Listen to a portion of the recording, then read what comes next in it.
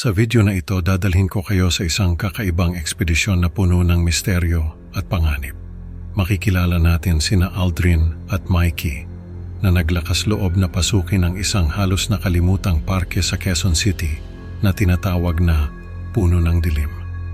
Sa kanilang paglalakbay, matutuklasan nila ang isang abandonadong gusali na puno ng mga nakakatakot na lihim.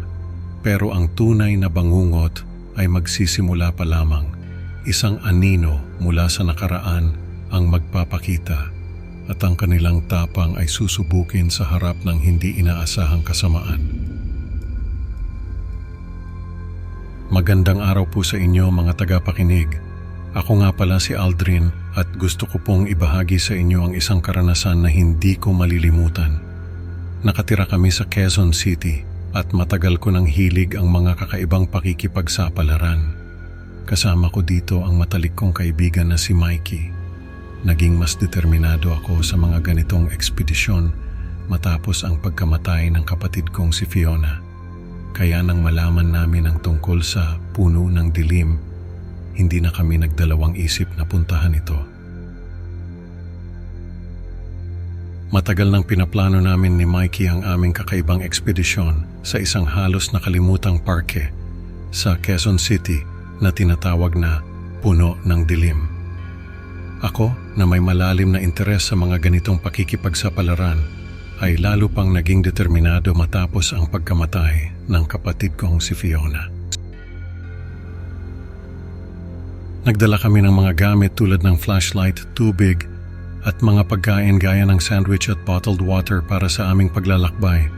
Pagdating namin sa parke, agad naming napansin ang makapal na kagubatan at ang kakaibang katahimikan na tila nag-aanyaya ng misteryo at panganib.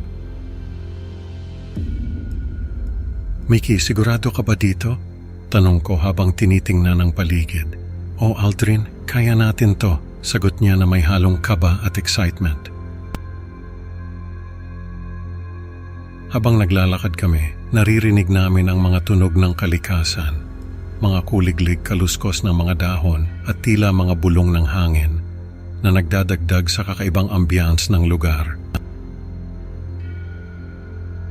Habang papasok kami sa parke, naramdaman ko ang bigat ng hangin. Parang may mga matang nakamasid sa amin mula sa dilim ng kagubatan. Sa kalagitnaan ng aming paglalakad, narating namin ang isang clearing at natagpuan ang isang lumang gusali na mukhang dating paaralan o ospital. Ang lugar ay tila matagal nang inabandona, ngunit walang bakas ng pagsira o pagpasok ng tao. Pumasok kami sa gusali sa pamamagitan ng nawawalang mga pinto sa harapan. Sa loob, nakita namin ang mga sirang locker, mga kalat, at mga nakaharang na daanan. Habang sinusuri namin ang paligid, nakakita kami ng hagdanan na patungo sa ikalawang palapag o sa basement.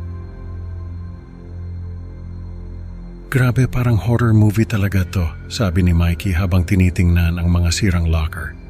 Oo nga, pero kailangan nating maging maingat, sagot ko. Pinili naming bumaba sa basement, dala ang aming mga flashlight na tanging ilaw sa madilim na lugar. Ang bawat hakbang pababa ay parang may kasamang pangamba at kaba. Habang bumababa kami sa hagdanan, napansin naming tila walang katapusan ito. Ang bawat hakbang pababa ay nagdadala ng mas matinding takot at kaba. Ilang hakbang pa kaya to? Tanong ni Mikey, halatang kinakabahan. Hindi ko rin alam pero tuloy lang, sagot ko. Pilit pinapalakas ang loob namin. Sa wakas narating namin ang ilalim at nakita ang isang mahabang, walang laman na tunel. Habang naglalakad kami sa tunel, narinig namin ang isang matinis na tunog na synth na palakas ng palakas at masakit sa tenga. Parang may naglalaro ng sirang radyo, sabi ko, pilit na pinapakalma ang sarili. Oo nga, pero mas nakakatakot, sagot ni Mikey. Ano yon, Aldrin? Tanong ni Mikey halatang natatakot. Hindi ko alam pero kailangan nating mag-ingat, sagot ko habang pinipilit kong maging kalmado. Bigla itong tumigil at narinig namin ang mga yabag na papalapit. Tumakbo kami pabalik sa hagdanan, ngunit natagpuan naming nakaharang na ito ng mga bato. Ang aming mga puso ay kumakabog sa takot. Wala kaming magawa kundi harapin ang paparating na panganib. Ang dilim sa tunel ay tila nagiging mas makapal at ang bawat segundo ay parang isang oras. Walang magawa, hinarap namin ang papalapit na anino. Sa una hindi ko makilala pero nang lumapit ito, nakita ko na si Fiona, ang kapatid kong dapat ay patay na. Fiona? Ikaw ba yan? Tanong ko halos hindi makapaniwala. Bakit ka nandito? Mukha siyang bugbog at sugatan, ngunit may kakaiba sa kanyang anyo. Habang papalapit ako sa kanya, ipinakita ni Fiona ang kanyang tunay na anyo bilang isang halimaw. Fiona, anong nangyari sa'yo? Tanong ko, halos hindi makapaniwala sa nakikita ko. Hindi na ako si Fiona, sagot niya na may halong galit at gutom. Ang kanyang mga mata ay nagliliyab sa galit at gutom. Bago pa man ako makareact, inatake at pinatay niya ako sa harap ni Mikey. Aldrin, tumakbo ka. Sigaw ni Mikey, ngunit huli na ang lahat. Ang mga sigaw ko ay nag-echo sa tunel, nag-iiwan ng takot at panginginig kay Mikey. Hindi, Fiona, bakit? Sigaw ko habang nararamdaman ang malamig na kamay ng kamatayan. Ang huling nakita ko ay ang mukha ni Fiona na puno ng galit at kasamaan. Ang aking katawan ay bumagsak sa malamig na sahig ng tunel. Si Mikey ay natigilan sa takot, ngunit alam niyang kailangan niyang tumakas. Ang kanyang mga paa ay tila napako sa lupa, ngunit pinilit niyang magpatuloy. Tumakbo ako ng tumakbo, takot na takot habang naririnig ko ang matinis na tunog ng scent na parang sumasaksak sa tenga ko. Kailangan kong makalabas dito. Bulong ko sa sarili ko, pilit na lumalaban sa pagkahilo. Pero parang lalo pang lumalakas ang tunog at ang mga paa ko ay parang biglang naging mabigat. Pakiramdam ko ay mawawalan na ako ng malay. Nagising ako sa labas ng estruktura, hindi ko maalala kung paano ako nakatakas. Ang katawan ko ay puno ng sugat at pasa, pero ang isip ko mas malala pa. Anong nangyari? Paano ako nakalabas? Tanong ko sa sarili ko habang naglalakad pabalik sa bayan. Nagulat ako ng pagkawala ni Aldrin, pero pinili kong itago ang nangyari sa aming ekspedisyon. Nanginginig ang katawan ko sa takot at pagod, habang ang isip ko ay puno ng mga tanong at takot. Alam kong hindi magiging madali ang mga susunod na araw. Kahit na natakasan ko ang nakakatakot na karanasan, patuloy akong binabagabag ng mga alaala ng pangyayari.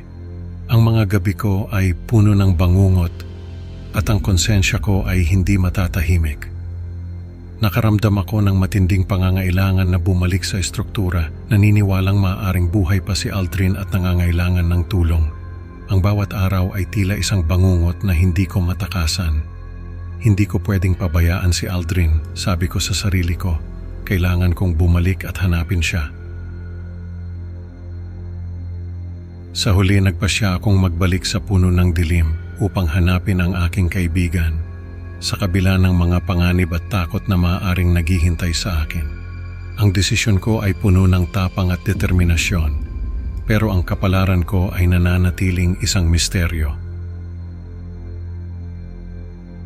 Ang kwento na ito ay nagpapaalala sa atin na ang tapang ay may hangganan at minsan ang mga lihim ng nakaraan ay mas mabuting iwan na lang sa dilim. Maraming salamat sa pakikinig mga kaibigan. Huwag kalimutang mag-like at mag-subscribe sa Creepy Pinoy Stories para sa mas marami pang nakakakilabot na kwento. Hindi ko na mahintayin na makita kayo sa susunod na upload. Hanggang sa muli, mag-ingat sa dilim. Baka may anino ng nakaraan na naghihintay sa inyo.